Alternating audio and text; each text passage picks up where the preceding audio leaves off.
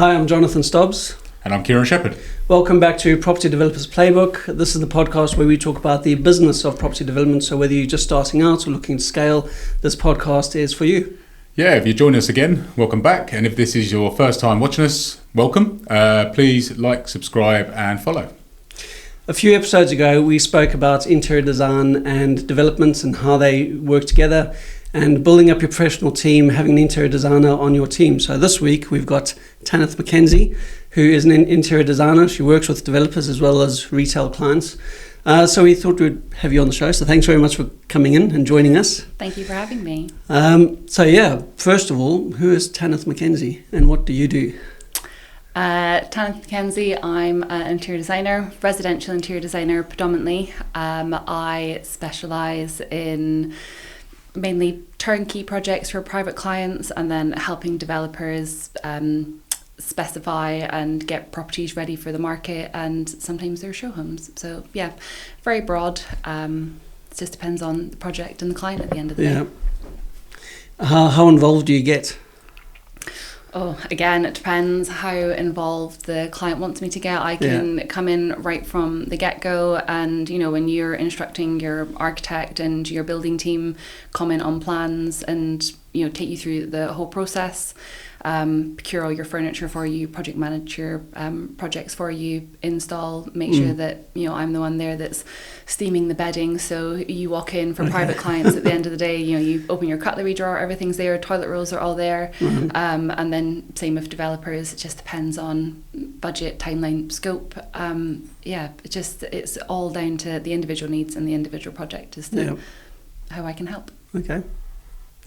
Have you always been involved in interior design, or was there something before this? And if not, why was this your calling? No, I went to uni and studied interior design. Okay. I went to Duncan Jordanson College of Art and Design in Dundee. I went straight after. So in Scotland, you do your GCSEs and hires, or A-levels, sorry, at high school, and I didn't know I wanted to do interior design until I was just about to take my A-levels. So I went and did a crash foundation course in art and design, and I did that at college, then applied to art school and was lucky enough to get in the first time. But no, growing up when I was little, I started off wanting to be a fighter pilot. My dad's in the Navy, so I was just Tornado was like my beast of choice. That's why I wanted to fly. And then a little while later decided that I wanted to be a pathologist because I love silent witness. I still love silent witness, but realised you had to go to medical school, and I'm not the most academic cookie in the box. So yeah, for me it was like art, music, sports were my thing. And then at high school my product design teacher was like, what about art school? And I'm like, oh, what is this magical thing you talk about? And that was it. I found interior design and haven't looked back. That sounds amazing. Very, very different from fighter pilot to interior design. Yeah, even now at air shows, I'm still like, oh, that would be such a cool job. Or like when you see Top Gun, I'm like, could have been me. Could have been me.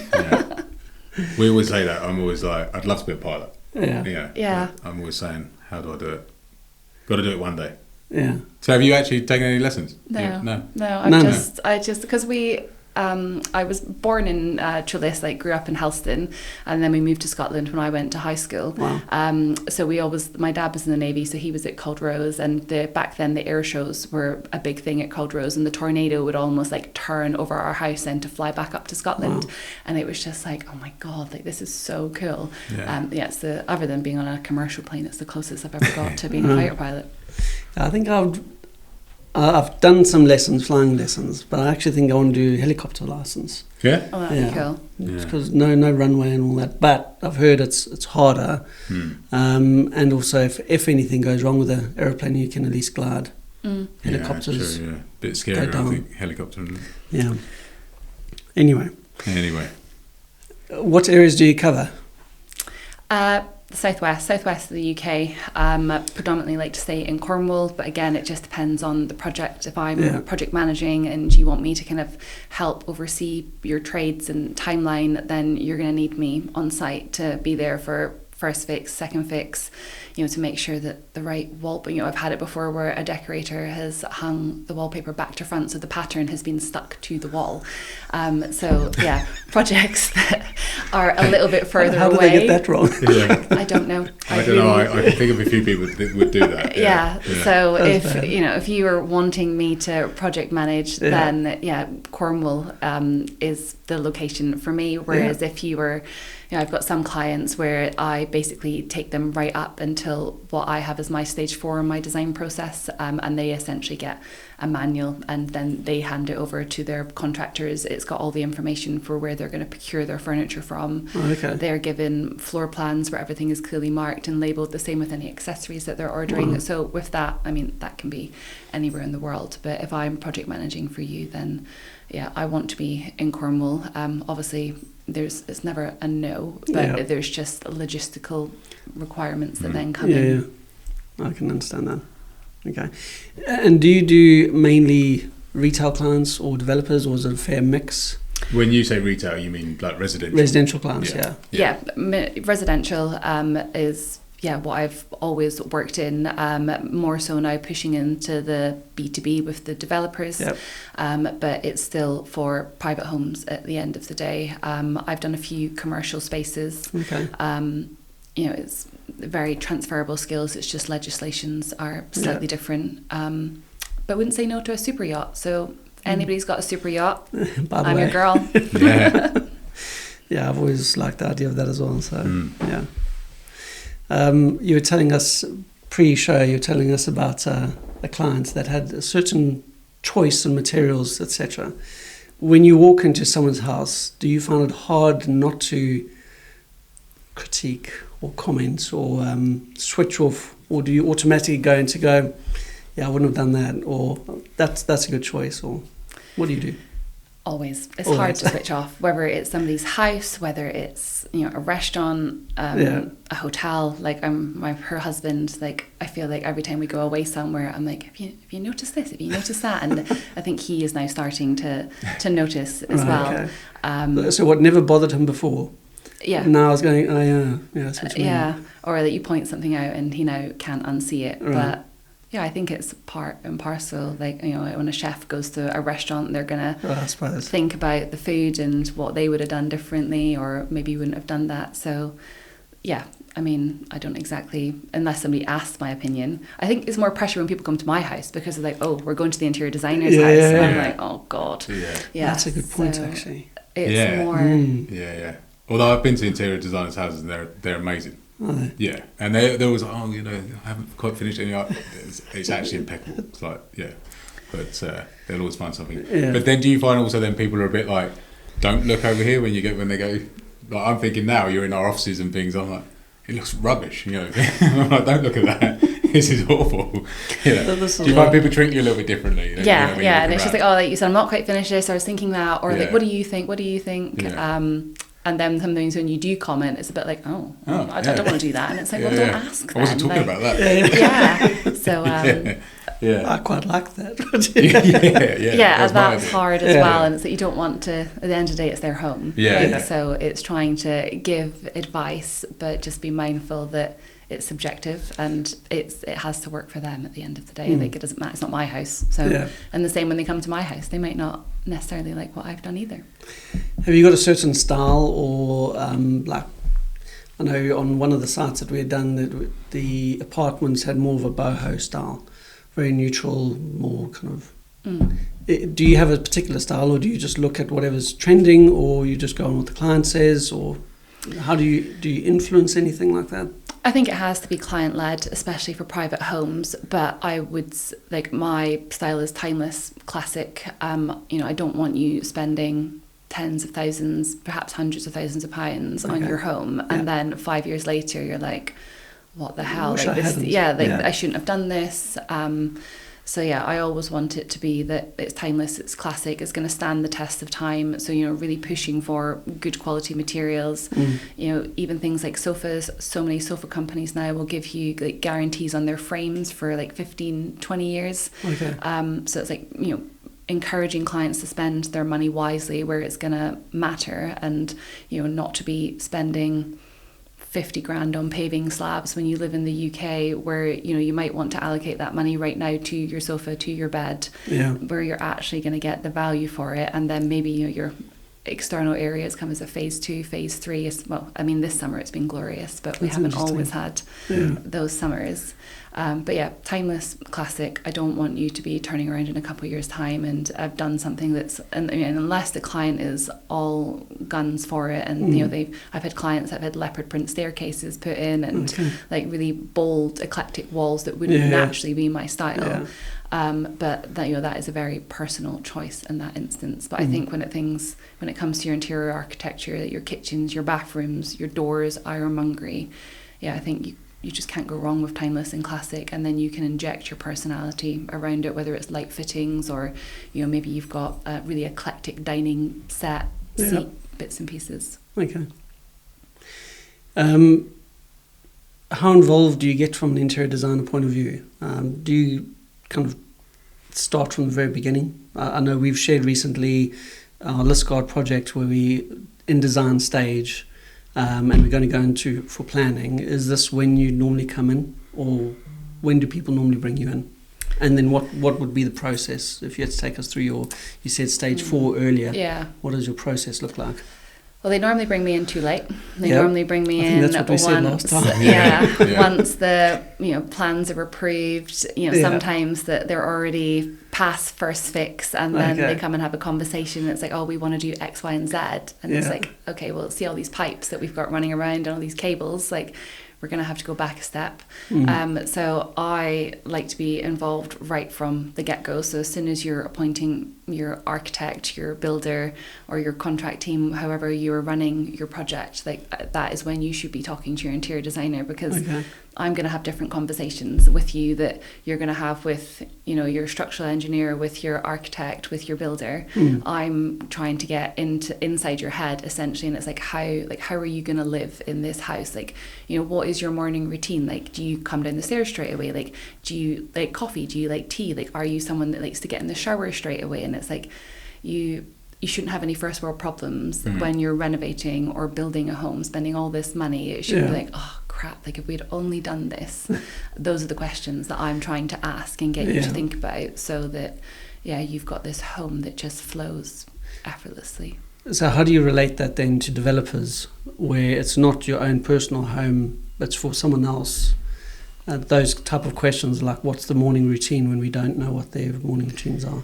Well, I think then it's like, who are you selling to? Like if you're building, flats, like 1-2 bedroom flats, then that's either, maybe first time buyer or a young couple or someone on their own. So their requirements are going to be totally different to if you're building a 4-bedroom house, which is probably going to be for a family. So 1 bedroom flat, it's maybe more like, is there an entertaining space, or I guess in today's culture, like, is there a working space for that person? Whereas a family home, storage, especially in Cornwall, that for most places, we're half an hour really from a beach anywhere. It's people are going to be coming back with dogs, wetsuits. Like, is the front door maybe like the right entrance to have like a big like coat storage? That maybe we need to think about putting more boot rooms in properties, so you can come back from the beach and this wetsuit is dumped on the floor by your child or whoever. You can't go wrong with a bedroom. Exactly. So I think outdoor showers are big in Cornwall. Exactly. I like that. So I think from a developer point, it's more who's your target audience, and then having those questions, and it's what the size of the unit, the location of the unit. Again, another reason why I bring you in at the very beginning stage when designing everything.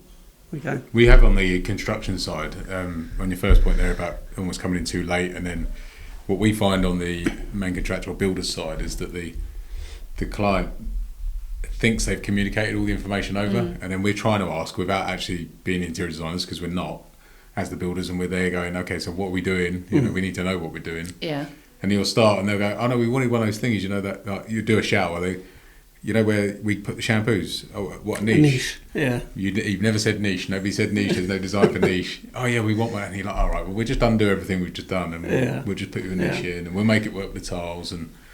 But that's where if an interior designer was there actually, giving you those elevation drawings and showing you how it's going to work with the tiles. Because again, there's 100 questions around that. How those tiles fit in with the niche and the depth and. I think the other thing you've had with residential clients is they want a certain material, but they haven't thought about the logistics and the time frame for those materials to come in, especially if it's overseas or something like that. And it takes 8 weeks or something like. Well, we should have known about that. If you want the specific thing, it should have been discussed at a much earlier date.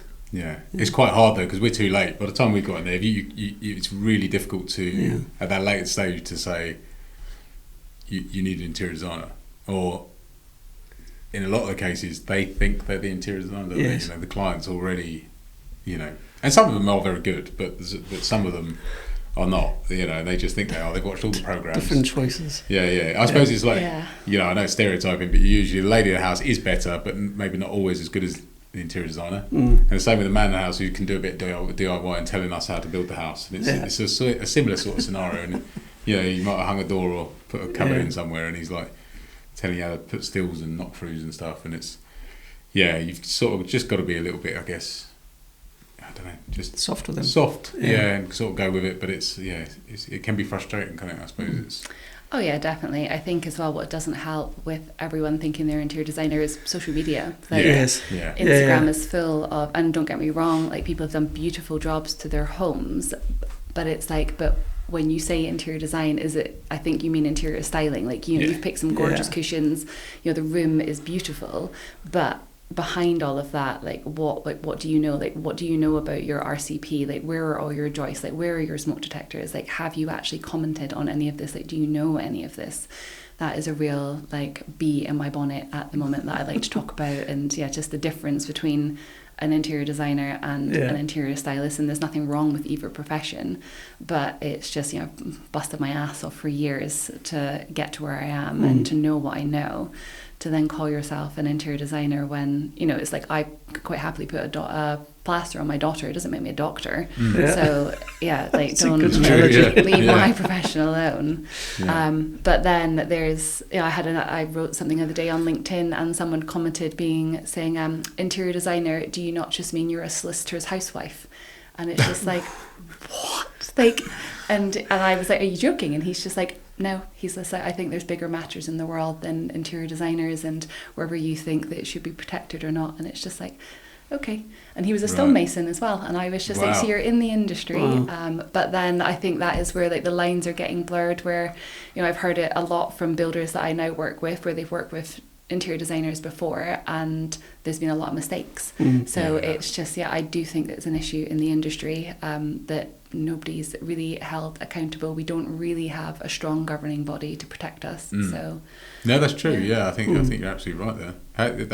That must be quite difficult as well, because it's like architects have the technicians, but they have like the REBA. REBA, don't they, and ARB and things. But does that exist with interior? Yeah, you've got the British Institution of Interior Design, and you can be accredited through them. But it's, my personal issue is you had the president, or I think I don't think he's the president anymore, but he was on a BBC show where you got Joe Bloggs off of the street and they were given a budget to renovate somebody's room, and it's like, so I don't agree with that. It's standing. You're meant to be protecting us, but then you're promoting everything that you shouldn't. That you should be protecting. So there's the British Institution of Interior Design, but other than that, I'm not aware of any other governing bodies.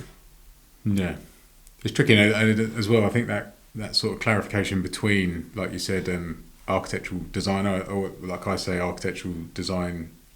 Architect really is, or architectural designer, interior architectural designer, versus an interior stylist. I think for people to understand that as a clear clarification would be, I think, good, because I think they are different types of people, certainly different paths, aren't they? Different people, different skill sets, and I think it's almost like, from my background, I could compare it to a landscape or garden designer versus a landscape architect. They're very different, and I think there's maybe just educating people really, and people understanding what the difference is.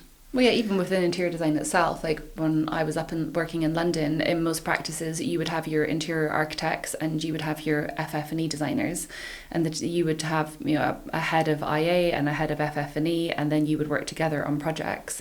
Smaller practices, you would normally be an all-round designer, but yeah, even in interior design, like we all have our strengths, what we work better too. So again, it's just, yeah, finding what you're good at and then asking for help when you need the help. Yeah. You mentioned different stages. Yes. Just go back to this. What are your different stages? How many stages? I've got 6 stages. Okay. So first stage is look and feel. So for this, it's my most I find it the most terrifying stage because it's the first time I'm presenting to a client. It's the first time that I'm giving them a glimpse into what I think is in their head, and also what's in my head. So it's a broad overlook of the property. So I'll break it down, you know, entrance hall, living room, dining room, whatever rooms they have. And it's like key concept images, a base palette and materials, Nice. and then maybe picking out some key pieces of furniture or lighting. Okay. And I say to them, you know, it's the backbones of their project, like it's the spine, it's what everything then is going to grow from. And then it's also a nice document for them to have. So in 3, 5, 7 years time, if they do want to change a bedside table or a piece of artwork, they've still got this document where like the whole style of the property is kind of like broadly located in. Yeah. And then from there I go into floor plans, and once the client has signed off of floor plans, I like to agree a budget. I think, again, a scary thing for clients working with interior designers is that they think that we're going to run away and spend all their money and like leave them with a huge bill at the end of the day. So for me, once I know, you know, how many bedrooms, how many bedside tables, you know, whether you want a large L-shaped sofa or like a 2-seat sofa, like the price difference is huge. So once I know the volume of furniture, I can very quickly then, you know, propose a budget to you. And I think it's also good from the client at the beginning, because then if you're having to think about your build cost, your architect, like engineer, plumbers, everything else, you then don't want a surprise or come to the end of the project and you've got no money left for furniture. So I do like to talk about budgets early on. Clients don't like to talk about budgets, which is a bit frustrating. But it's just, you know, I can buy you a sofa that's £300 or I can buy you a sofa that's £30,000. But if I don't know what you want or what money you have, it does make it tricky. So yeah, budgets early on. And then stage 3 is detailed design. So once, the floor plans are done, it's suggesting furniture, joinery drawings, looking at kitchens, bathrooms, doors, skirting, architraves. Stage 4 is tendering, so going out to get the prices, on any bespoke items, your joinery packages. Some clients want to do it themselves, some clients want support. And then stage 5 is procurement. So if you are having me as your project manager, then I will order everything. I use consolidation centres. I don't have items going straight to the client's house. I don't think, someone can't be there all hours of the day. I've got deliveries today happening up in Somerset, and the delivery window is 8 a.m. to 8 p.m. We all work. You can't expect someone to be at home all day. So everything goes to the consolidation centre. They check it, unpackage it. If there's any issues, then I get flags, so that we're not turning up mirrors. Mirrors always end up smashed. So we don't end up going to install day and we've got smashed mirrors. Everything is there. So then the consolidation team come in stage 6. They install everything. I'm there with the jacket and the clipboard, being like, right, this bed's going here, this bed's going there. Stage 6 is also when your window treatments get installed. And then the consolidation centre also take away the rubbish. So again, it's a huge thing that the clients then don't have to think about. Do they need a skip? Are they going to be left with loads of cardboard boxes on their driveway at the end of the day? And then finishing off stage 6 is their O&M manual. So again, it's a list of everything that I've procured on their behalf, like the warranties that come with it, who the supplier is, and any aftercare instructions. Some things require specialist cleaning products or bits and pieces. So literally hands-free solution. Basically. And no one's ever locked in. You could come to me and say, I want all 6 stages, but then something happens along, later down the line, and it's, things, it's never once you've signed on the dotted line that you have to then, you do all 6, and the same if you then change your mind and you want to actually add on more stages. The big thing is just around stage 4, if I'm not procuring from you. I then just need more time to give you all the information. Whereas my stage 5 fee is for the time that I'm procuring. Yep. So that would just be the only difference. But it's very flexible and open. I don't want you to think that I'm coming in and taking control. It's some people like that. Some people do like that. Some people do like some that. people need that, don't they? Yeah, so they're a bit like not sure what to do. So I mean, I've furnished flats before and end up rushing off, buying the stuff, building it overnight to be ready in the morning. And I'm like, no thanks. You've gone to IKEA basically. Yeah, basically. Yeah. You got IKEA. Yeah. Basically, it was IKEA, a whole van full of IKEA stuff, and then building overnight. And I was like, I've got better things to do than do all of this sort of stuff. And like I say, the cleanup and the waste at the end of it's a big thing. So no, really good. I was just going to ask about the consolidation centre. Yeah, that's really interesting. It is. So how? Just can you explain a bit more about that? How does that work? Is that something that just interior designers? How does that work? It's something that I learned when we were in London. I think because when I was working in London, a lot of projects were international, so there wasn't an option of, most furniture was made in the UK, maybe mainland Europe, so there wasn't an option of it going direct to the client's house. I worked on projects in Hong Kong, Cannes, Switzerland, so everything is... You work up to stage 3 with the client. They know exactly what it is that they're getting. We then move into procurement, and at that point you then send a list to the consolidation centre of the size of the items, how many items are coming, the value of the furniture, so they then know what to expect. They then assign you a storage unit. So some consolidation centres I work with, I will go up and they will lay everything out for me, and I will walk around everything, especially if items, dining tables or sideboards that are being made bespoke to that project. You want to see the work. I'll also go and visit them in the factories as well before the supplier even sends it. The consolidation centre, they document everything, they photograph everything to send me a record to show that they've received it. And like I said, if anything ends up damaged, they then will flag it with me, and then I can chase the supplier to get it fixed. The goods are insured while they're in storage with them. They're insured while they're in transit as well, coming to the property, and then they arrive. Everything, depending on how big the property is, it can be 1, 2, 3, 4, 5 days, depending on how many bedrooms or rooms you're installing.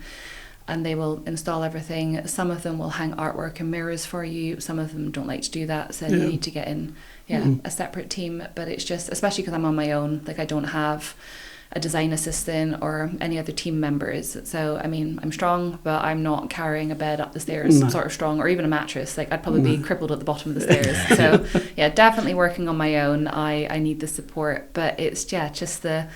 Well, it sounds like a great system. Yeah, it great works process. Well. It works well. I think clients are initially put off because it is an added cost. Like, there's no getting around that. But at the same time, it's... they're not having to wait in for deliveries. They're not having to unpackage things. I think if you're going to the length of hiring an interior designer, even if I've got a project in North Cornwall, I'm based down in Helston, I can't be driving up to someone's property and waiting there from 8 in the morning to 8 p.m. for a delivery. Whereas this way, it's a white glove service. And it's all it's part of the package, and it's in the budget at stage 2. Like, again, I know the volume of the furniture. I've done it enough now to know roughly how much your consolidation is going to cost. So it's there from stage 2. And if a client was really against it, then I'd be pushing for them to procure. It's there's too many items for a project. Are these consolidation centres all over the country then? Yeah. Okay. Yeah, I've never heard of them. No, I've never heard of it. It's so I've always wondered how they get everything there and furnish a house, dress it all in a quick stage. Well, and it's all right. It always seems to be in certain higher level projects, and like I say, when interior designers are involved in projects I've worked on, I'm like, how is this so? Like, it seems so like military controlled, and everything's all pre-checked, and it's all there. And I've never heard of it, but sounds great, doesn't it? It does work really well. It does work really well. But you're all over the country. There's, I've got my people that I go to depending on where I am. Sometimes they drive a little bit further than what they normally would, but I trust them, and I've got a good relationship with them now. So that's what counts. Yeah, exactly. Yeah.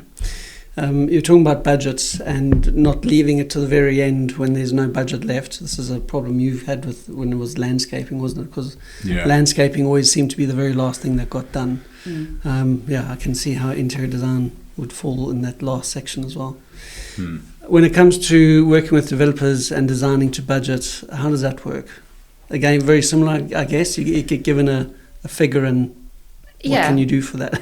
Ultimately, you're trying to make, as a developer, you're trying to make the biggest margin that you can. So again, it's honest conversations that you need to be honest with me. Like, what is your budget for the kitchen, bathrooms, or what is your overall budget?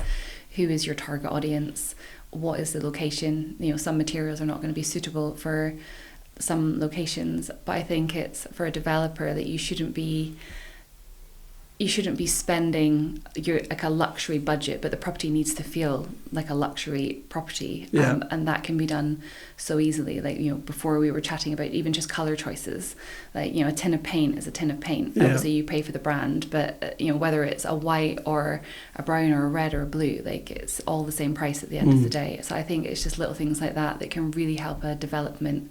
Mixing your metal finishes, that you don't have to go for white everywhere or chrome everywhere, that you can mix your metals. But again, I think people are nervous to do that, don't know where to do that. So I think it's just these little things that you can keep the budget down, but you can really elevate like the look of the property. I think that goes a long way. Did you find that there's things that developers spend their money on that they shouldn't spend their money on, and things where they should be spending more money on something? I guess it's hard. I think a lot of money, in every project, whether it's a developer or a private client, it's the build, and that always seems to take precedence. And I think people get very carried away with the build and just adding, like, we'll just add this. And then when it comes down to, I think lighting, I really struggle with, whether it's a private client or a developer. They don't really want to spend money on lighting or thinking about like lighting circuits. It's just like, we've got spotlights, or we've got a pendant, or maybe they don't. I think lighting and layering is such a missed opportunity to bring a real area of luxury. So I'd probably say lighting. Like, when you're thinking about just like the structure or the bare bones of a property, I think it's quite often just an afterthought, and it's like, we've just got one switch, it will turn on all the lights and that'll be fine. There's maybe some lights in the kitchen. No, we put two switches in.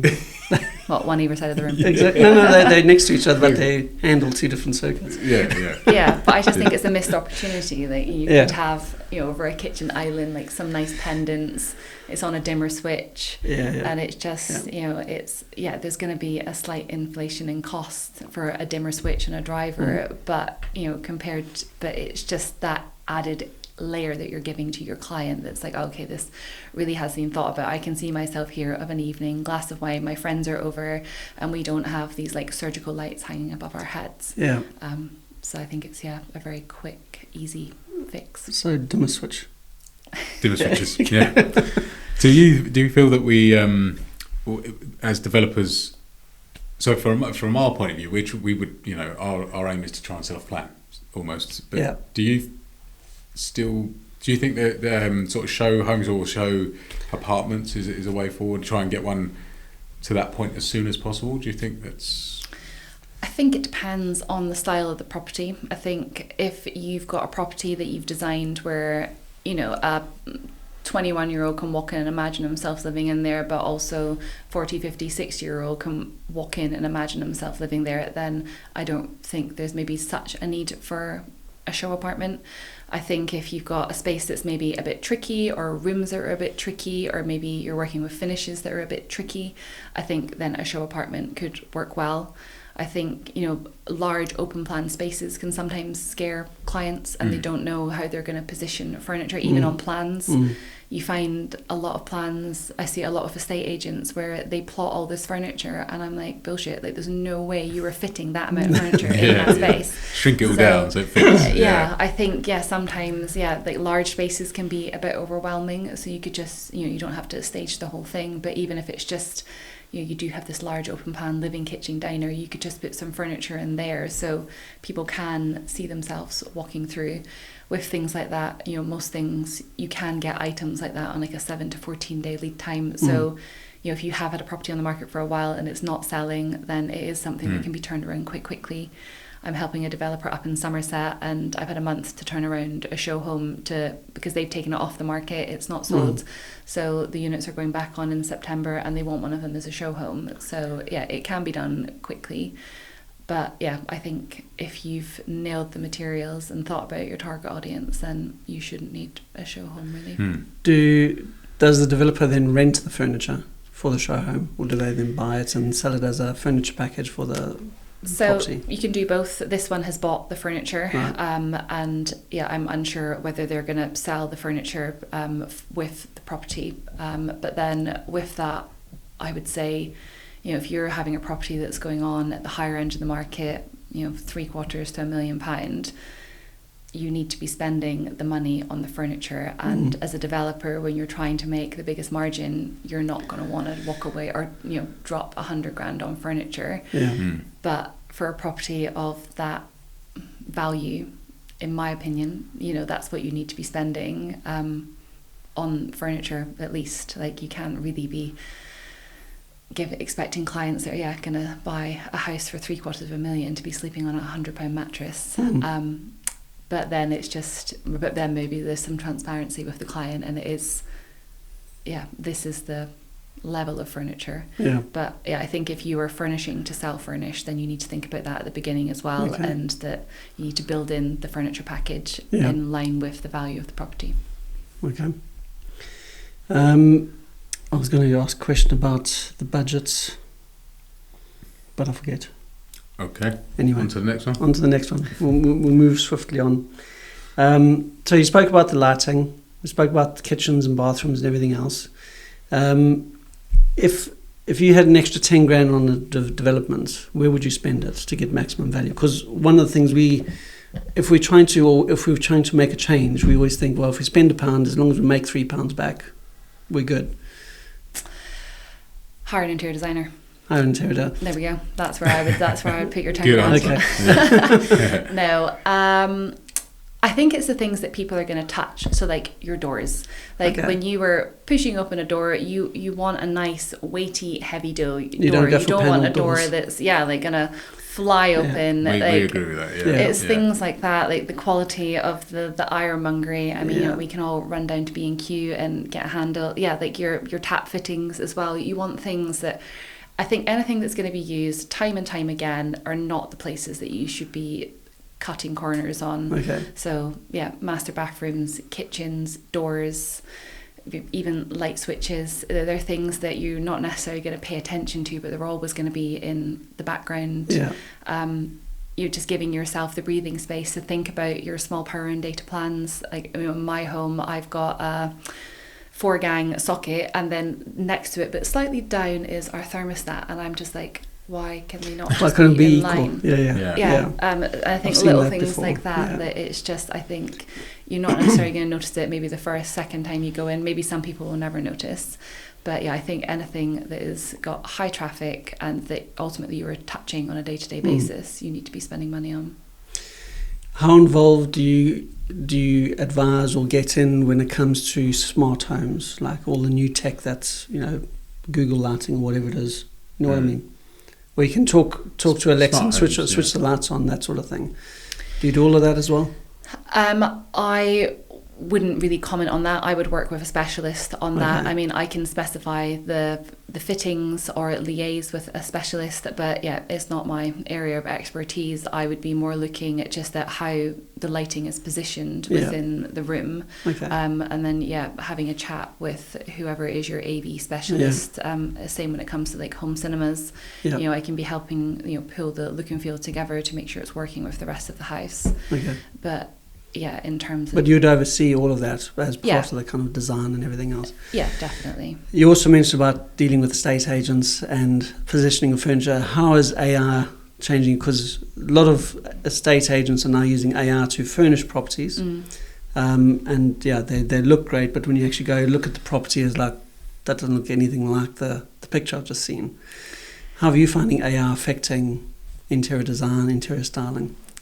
I mean, don't get me wrong, it is a worry, because a lot of people are, my cousin is a classic example. She sent me a picture the other day that she had sent to ChatGPT about her playroom. Yeah. And she was like, oh, like, what do you think of this? And it's just like, well, it's done everything, you've asked it, but you just don't have that human contact, and ultimately you don't have the knowledge. My AI might have a bit more knowledge of interior design because I'm talking to it about certain questions that I have, but she's a nutritionist, and I feel like AI is only as good as the information that you give it. Absolutely. And of course you can take a picture of a room, and I've done it in my own garden. Like, I'm not dismissing AI. There's definitely a need for it, but it's only as good as the information you can give it, and AI doesn't have the information that's in my head or another interior designer's head. So with estate agents, it's I guess they use it for their brochures, for their marketing, but when you're in the property, you're not going to you won't get the same look and feel. Like, it will change the lighting, even if it's a picture of the property with everything in situ. Like, they are going to be prompting it to make it look better. So I think it's again, an interior stylist would be great for something like that, or an interior designer. It's just removing things, thinking about decluttering, nice warm lighting. It has its place, but good data in, good data out. If you had to save 10 grand, what would you do? Oh, if I had to save 10 grand, where would you change something to not impact overall sales values, but be able to keep the costs lower than what you're hoping for, or from a developer's point of view, from my point of view? Probably tiles. I think tiles have come on, and worktops. I think they have come on massively in the past 10 years or so, 5 years. You can get some gorgeous porcelain, large format tiles, whether it's for flooring, for bathrooms. So I'd probably say tiles, worktops, maybe flooring. I mean, I think a lot of people are wanting, real wood, engineered wood, whereas again, LVTs have come on massively. So your laminates, I'm a massive fan personally of Amtico. I've just suggested it for a developer up in Somerset. I've got it in my own home, in my entrance hall. So I think there's definitely areas there. Tops tiles, they've got a really nice range of tiles in at the moment, and their price point compared to a branded tile like a Porcelanosa or a Manoli. Again, I think if you've got the right palette with the right grout, with the right layout, you're not going to know whether you've bought from Porcelanosa or whether you've bought from Tops Tiles. We go. Excuse me. When it comes to interior designers and appointing an interior designer, would you, as a developer, would you say it's needed on any kind of home? So whether it's a one-bed flat, studio flat, to obviously the much larger, I always thought it would be more relevant to the more premium style housing. But do you think there's a space in the one-bed flats upwards?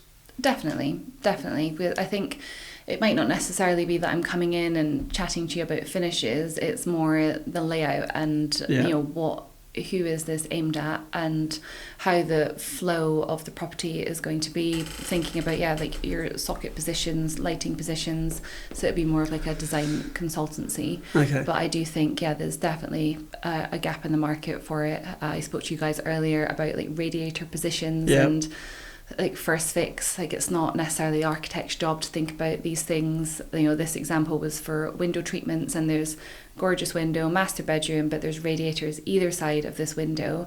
For me as an interior designer, it's where are my curtain stacks going? And because it's a vaulted window, can't really hang recessed blinds because of the angles. So I think things like that, that doesn't take an interior designer long to pick up on these things if you've got your plans, your sections, your elevations. So I do think, there's definitely room for having a bit of consultancy on the smaller projects. Toilet locations is another big one, line of sight. When you, again, my own home, it drives me bananas, but we don't really have much wiggle room. You open our front door, end of the corridor, toilet. And it's just but just the size of the room, where the soil stack is, and there's just not space for it. But we've got a long-term plan for the downstairs. So maybe one day. But it wouldn't take long, again, for an interior designer to comment on things like that. And, it might be 2, 3, 4 hours of their time, and just the feel you'd get would be a lot different. Do you get involved in the choosing of heating systems? So you're talking about radiators. Obviously, air source heat pumps are coming along. There's MVHR systems. There's also So I used on one of the developments we did. We had our heating in the skirting boards. Nice. So you didn't have the radiators on the walls, and you could put things up against the walls because they were cozy flats. But there's also the it's not 3D heating. Infrared. Infrared. That's what I'm after. Again, no, I would, radiator positions and style of radiators I would comment on, but in terms of the actual mechanics of your heating system in your home, it would be, no, we need a specialist in on this. Again, happy to, be present in meetings and advise where my knowledge comes into it, but no, that's not something that I would be... But again, it's a question that would be happening in my stage one, part of the look and feel. The clients get a big, I think it's about 75 questions, of a design questionnaire, and that is one of the questions that is asked along with their AV. So again, I know very well right at the beginning of a project, what it is that they're looking for from their home. So at least it gives me time to know what specialist I then require, or again, when we're talking about budgets, we haven't allowed for this, or this is out of scope. So I just try and be as transparent as possible. That sounds good. Yeah. Pre the chat, we were talking about timeless or trendy. What you said that you go after timeless. What does that actually mean? What is timeless? My interpretation of timeless would be just things that that anybody can relate to. Like a nice marble worktop, whether you're 20 or whether you're 50, 70, you can appreciate that it's timeless, it doesn't offend anybody, it's not personal to your own taste. A style of skirting, a style of door, I think we're moving towards a lot more minimalist moldings. So again, I think it's that is quite timeless, whereas some of your OG or Taurus profiles are a lot more for obviously in the certain properties they work. But I think it's just something that is just going to work across generations and also stand for generations. So whether it's your bronze textures, your natural materials, I think wool, linen, they're never going to be out of fashion. Lime washed, oaks, never going to be out of fashion. And they grow with the property. You're not going to bump it in 2 weeks time and it's gonna look awful. The more you live in these natural materials, their story then evolves and it just continues to grow with you as the homeowner. Okay. We wrote down a couple of kind of questions with regards to current or previous trends. Grey, we've obviously had the magnolia stage where everything was magnolia. Now we've kind of seen grey everywhere, anthracite windows, sometimes grey carpets, grey walls, grey furnishings. Everybody seems to grey everything, don't they? Grey. Is that finishing, do you think? Yeah, I think so. I think people are leaning more into a softer way of living. I think a lot of us naturally, with how expensive everything is, spending a lot more time at home. I think people are starting to take more time with their homes and develop them over time to give them a story. So I think we're seeing I don't want to say eclectic, lived in, you're not just running to IKEA and buying everything from there. It's people are acquiring. My wife would be very upset. She loves IKEA. Oh, don't get me wrong, I love it as well. Again, everywhere's got its time and its place. But I think people are starting to take their time a little bit more now with their homes and really lean into what it is, because we're all spending more time at home. I think COVID was a massive part of that, and what it is that you want from your home. As developers, do you think we should be doing just white walls, white ceilings, or do you think no?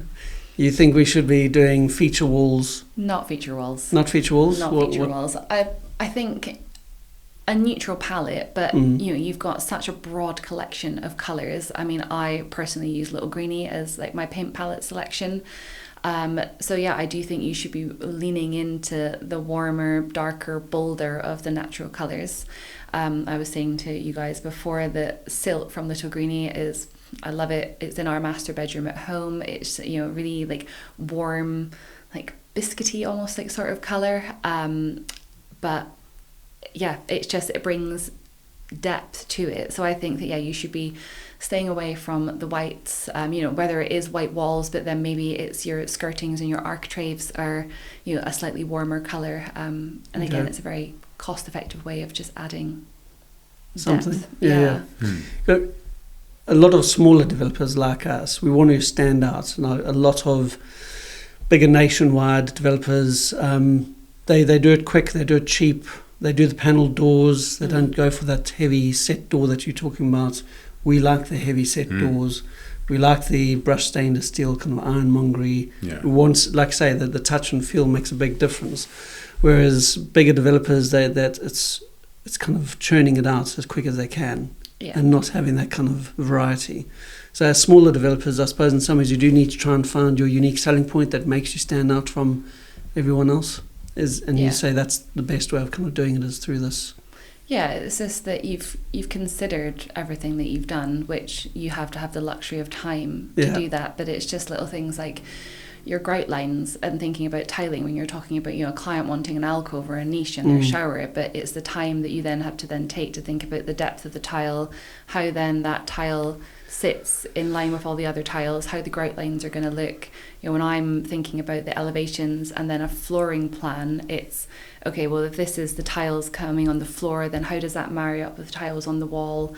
You know, we don't have to go just for a white grout. There's so many colours of grouts that we can then go for it. So yeah, I think it's just, you want it to be considered, and people are going to notice that walking into a home, is that they might not know that it's considered, but they'll just get that feel where you as developers have thought about, you know, every detail as much as you can. Yeah.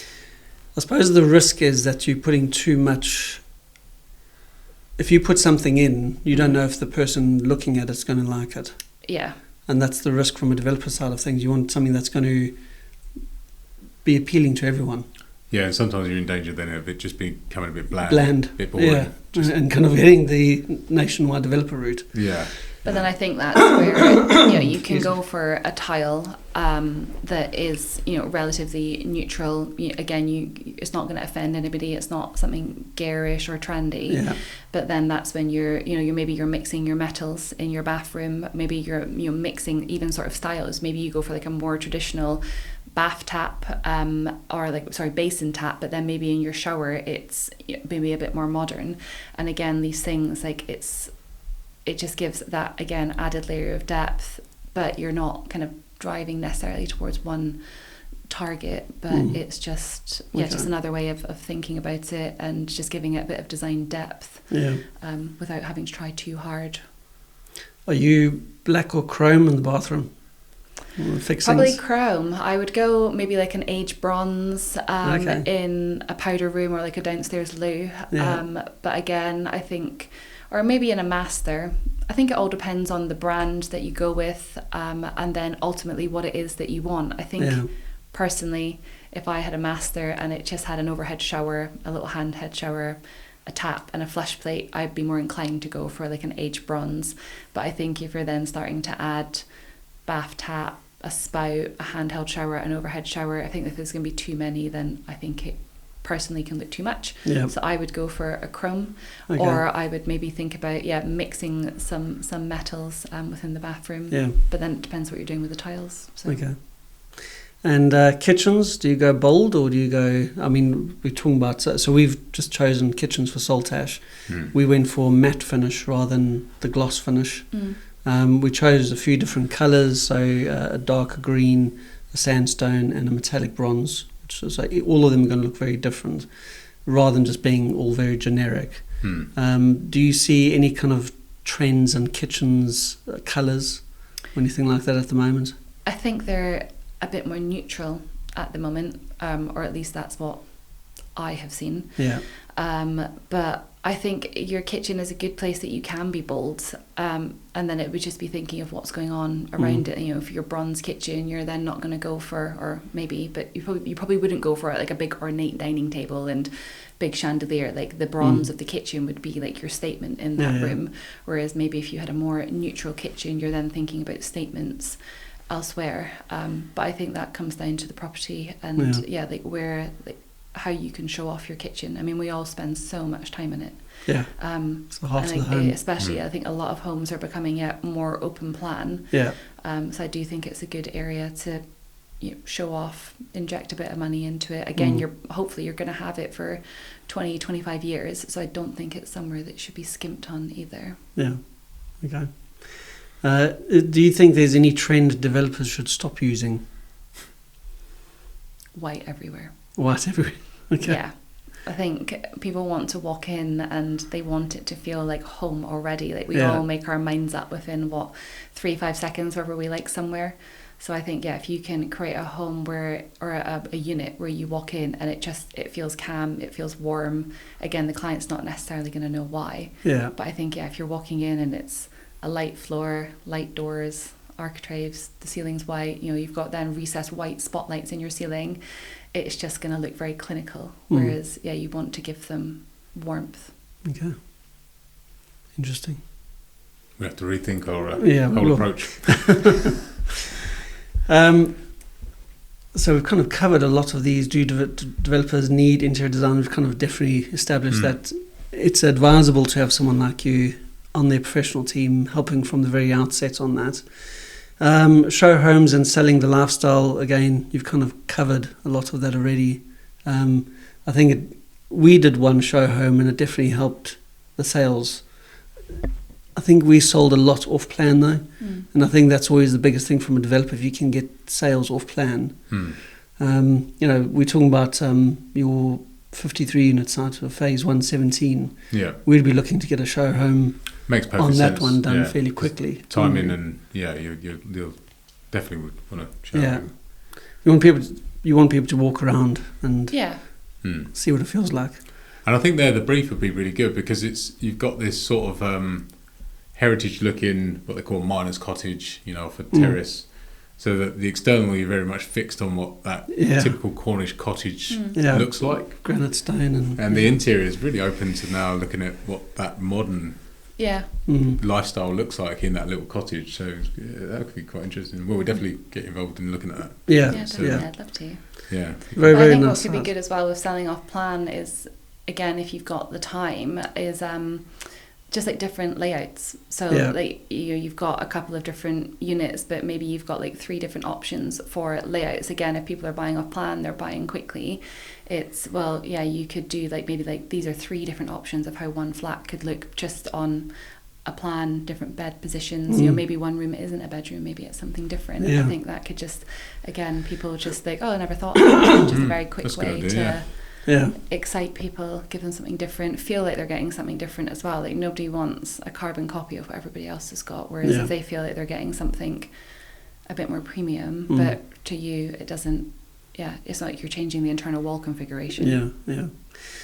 Do you do any kind of virtual reality side of things or augmented reality? No, I would just do like rendered elevations, and then like furniture placement, lighting. I can outsource for CGIs and the virtual reality, but no, it's not something I offer as standard. I've always wondered about that. I've never actually used any of it.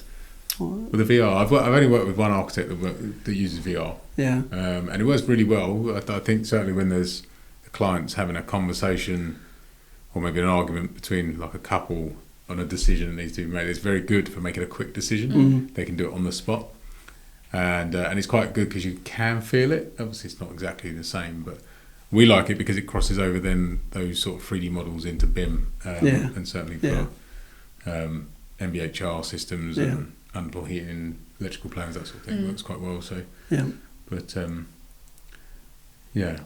I always like the part I like with the interior design bit is the samples and the palette. You see it and it's all there. Stage 1 by the sounds of it. The mood boards and all that. Stage 3. So that's where you would get all your samples. Yeah. Okay. And then you would have a pack, I would have a pack. And then, it's nice just to be able to touch things. Yeah. And even when you're showing clients things online, like it's never the same. Like paint is the worst for trying to get across digitally. Yeah. So now I will get like the little paint samples, like paint it on paper, and it goes off with the tiles to be like, this is, floor tile, wall tile, feature tile, paint sample, so you can see everything together. Wow.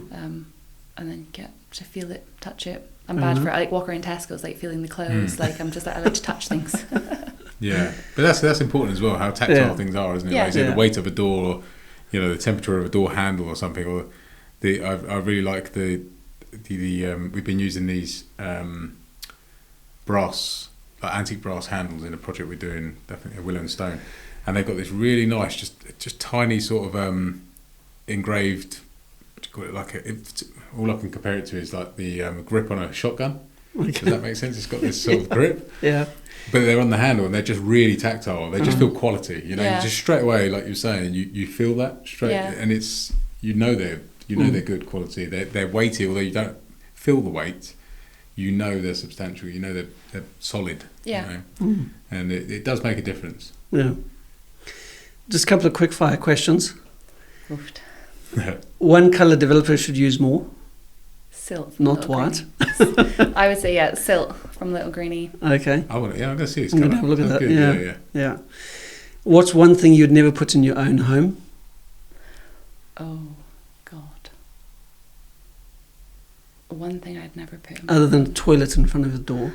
Oh yeah, there is that.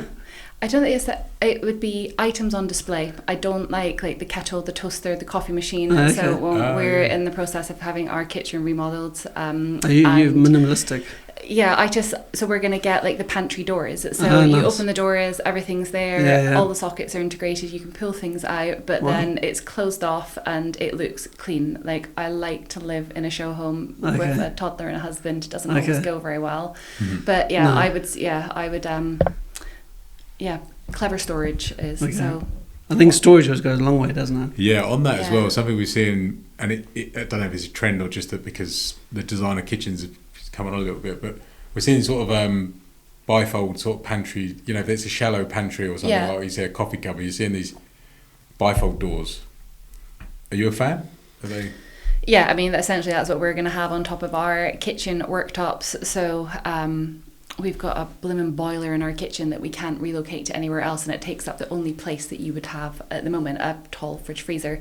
But so the idea is that either side of the kitchen run with the hob in the middle, on either end we would have these bifold doors, and you would have the air fryer and KitchenAid one side, coffee, tea station other side, and then you can just close it all off. Hide it away. Yeah, I think in bathrooms as well, if you can have recessed cabinets into the wall, if not at least a cabinet where you can have your toothbrush and toothpaste and everything. I don't like mess, and I think it's an easy way that if you're rushing in the morning or people are coming over, you can just close the doors. Check it with yeah. So I wouldn't have open shelving in my house. Okay. That's in kitchens. Yeah, my wife's completely different. It's like a museum. Yeah. Everything's on show. I have no opinion on it. Generally don't. Happy wife, happy life. That's the way. Yeah. The interesting thing about my clients is the men. It's always the men that I deal with. It's for the wives that are not as involved as what I thought they would be. Yeah. Which I found really interesting. I would say that my main clientele is men sort of late 30s to 50s are my clientele. Wow. What's your favourite room to design? And why, I guess? Probably a master bedroom.